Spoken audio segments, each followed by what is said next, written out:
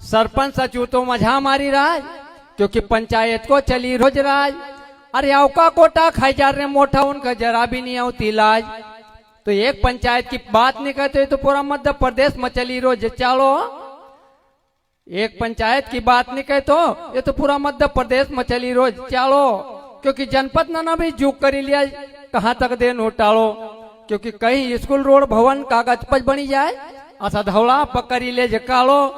तालाब का पैसा मंजूर हो तो नाखज खाली वहां एक पालो।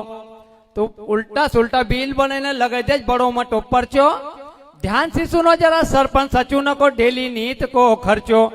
और इंग्लिश को हाथ दो ले जाए ढाबा पर, फिर अंडा बना 4 एक एक पैक ना, क्योंकि ऐसा 2 जन कर विचार। क्योंकि हाफ हांडी तो चिकन बुला रहा है, तोर की दाल की बटी गई हावल। उनका तोर की दाल नहीं बहुत ही सरपंच बनिया की।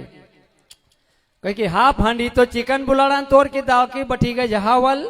4 रोटी ना गरम तंदूर की नहीं, एक जीरा फ्राई का चावल।